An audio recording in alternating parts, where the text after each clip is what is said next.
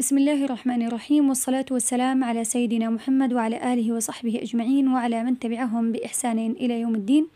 اللهم إنا نسألك علما نافعا ورزقا طيبا وعملا متقبلا.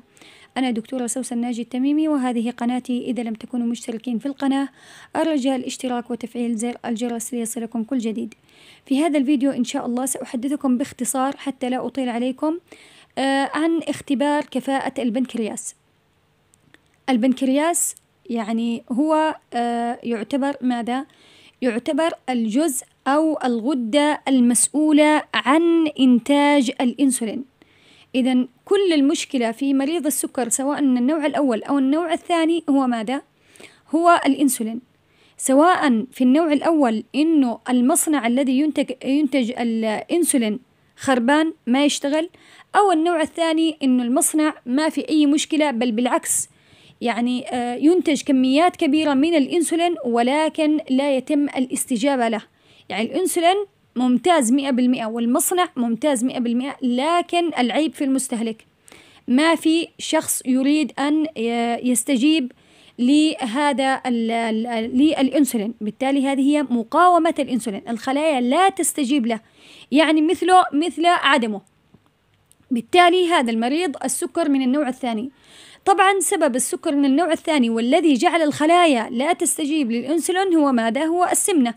فالحل بسيط جدا لمرضى السكر من النوع الثاني، بالذات إذا اكتشفوا أنفسهم، وقد تحدثت في فيديوهات سابقة عن مرحلة ما قبل السكر، بالذات إذا اكتشفوا أنفسهم في تلك المرحلة، إذا عدل نمط حياته، يعني فقط يعني سمين نحف تمام، أوقف العادات الغذائية السيئة. هناك مرضى يستهلكون السكر بطريقة جنونية، يعني مجرد أن يوقف هذه السكريات التي لا داعي لها. كذلك ممكن أن يكون مدخن، كسول، لا يقوم بالرياضة. مجرد تغيير أسلوب الحياة هذا ممكن يعود إلى وضعه الطبيعي ولا يعاني من السكر ولا يدخل في مرحلة السكر أصلاً.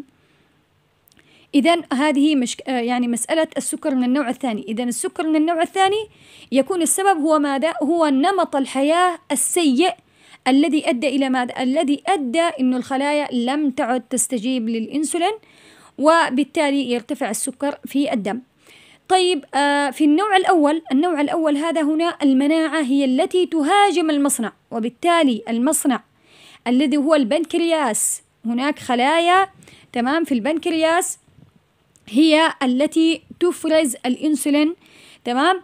هنا المناعة تقوم بمهاجمة هذه الخلايا. يعني إذن السكر من النوع الأول يعتبر مرض مناعة ذاتي، مثل الذئبة الحمراء، مثل مرض الروماتيزم، مثل روماتويد أرثرايتس، مثل مرض شوغرين، مثل غيره من الأمراض، سكليروديرما وغيره. يعني أمراض المناعة الذاتية كثيرة جدا، وكلها سببها إنه المناعة يعني لم تعد تتعرف على الجسم، بدل من أن تحميه بل بالعكس تهاجمه. وكل ما يعني الآن المناعة هاجمت البنكرياس، هنا ما الذي سيحدث؟ مرض السكر تمام.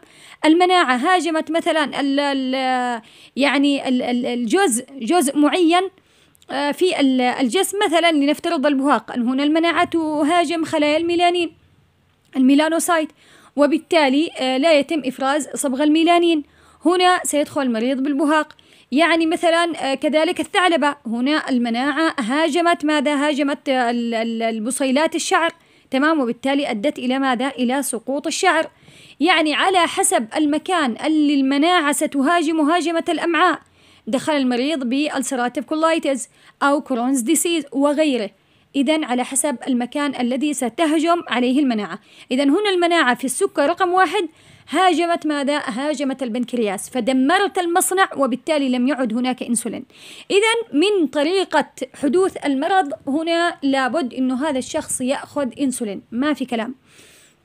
طيب ممكن كذلك يعني أشخاص يصابوا بالسكر يعني من النوع الأول، عادة يكون يعني الأطفال وفي يعني صغار السن تمام، لكن بالإمكان إنه واحد يعني يتبع التعليمات الصحيحة والتي يعني أنا تحدثت من قبل كيف نتصالح مع المناعة، كيف نحاول أن نكون مع أنفسنا وليس ضد أنفسنا، لأنه الآن عندما تكون ضد نفسك هنا لابد أن المناعة هذه ما تتحمل، يعني هي تتحمل وتتحمل لكن بعد ذلك تقرر الهجوم، خلاص صرت أنت عدوها، لأنه نحن في كثير من الأحيان نعتبر أعداء لمناعتنا، يعني أن تحارب المناعة، نحن نحارب مناعتنا بالنسبة لأوقات النوم، ننام في الأوقات الغير، يعني الله سبحانه وتعالى حدد لنا، يعني جعل الليل لباسا والنهار معاشا، نحن عكسنا الآية. طيب نحن نأكل كل المأكولات المسرطنة والمأكولات المدمرة والمأكولات نأكلها جميعها يعني. طيب الآن كذلك هذا يشكل توتر ويشكل ضغط على الجهاز المناعي. طيب نحن لا نمارس رياضة ويزيد وزننا دون أي تفكير، كذلك لا نأخذ الفيتامينز المهمة ولا نتناول الخضروات والفواكه ولا ننتبه لأهم فيتامين من الفيتامينات، أهم فيتامين للمناعة وهو الفيتامين د، هذا الفيتامين المهم والذي يعني ثبت يعني بالأبحاث والكتب العلمية ارتباطه بأغلبية أمراض المناعة إن لم يكن كلها أمراض المناعة الذاتية. إذا هنا المناعة في الأخير تقرر أن تهاجم ماذا؟ تهاجم هذا الجسم الذي هو تتوقع أنه عدوها، لكن إذا فكرنا مع أنفسنا نعم بالفعل هو أصلا عدوها، لأنه نحن في أحيان كثيرة نصبح أعداء لأنفسنا، أعداء لأنفسنا. هل تتوقع أنه عندما ندخن، رغم أن التدخين مكتوب عليه أنه سبب رئيسي لأمراض القلب والشرايين وجميع أنواع السرطانات، وندخن، طيب هو مكتوب يعني أنا مستعد أكون عدو لنفسي وأنا مستعد أكون عدو لمناعتي. إذا المناعة يعني ليس جنون منها، أنا في أكثر من الأحيان أقول أنه تجن المناعة، يعني ليس إذا تخيلنا كم نحن مخطئون بحق مناعتنا، إذا هي يعني تتحمل إلى درجة أنها خلاص تصل لها رسائل أنه نحن أعداء لها، لأنه نحن بالفعل في أحيان كثيرة نصبح أعداء لأجسادنا. إذا صرنا شيء غريب، لأنه بالطبيعي أنه الإنسان لا يمكن أن يكون عدو نفسه، لكن عندما نعمل كل هذه الجرائم بحق أنفسنا هنا صرنا أعداء. إذا المناعة اتصل لها هذه الرسالة فتهاجمنا، وبالتالي أمراض المناعة الذاتية من أخبث الأمراض، يعني رقم 1 السرطان، بعدها أمراض المناعة الذاتية. نرجع لموضوعنا وهو موضوع اختبار كفاءة البنكرياس. حتى الآن نفارق الآن هذا سكر من النوع الأول أو سكر من النوع الثاني. إذن ماذا نتوقع من خلال الشرح هذا كله؟ نتوقع السكر من النوع الأول الذي كان بسبب اضطراب مناعة ذاتي، إنه تحطم مصنع الإنسولين وبالتالي الإنسولين قليل. طيب السي بيبتايد هذا ينتج مع الإنسولين وبنفس كميات الإنسولين، تمام؟ إذن كيف ستتوقعون سيكون السي بيبتايد؟ هذا السي بيبتايد سنختبر به كفاءة البنكرياس. إذا كان طبيعي إذا البنكرياس شغال طبيعي، إذا كان منعدم إذا البنكرياس يعني الخلايا المنتجة للإنسولين خلاص مدمرة، وبالتالي سيكون يعني بنسبة قليلة جدا أو منعدم في حالة السكر من النوع الأول.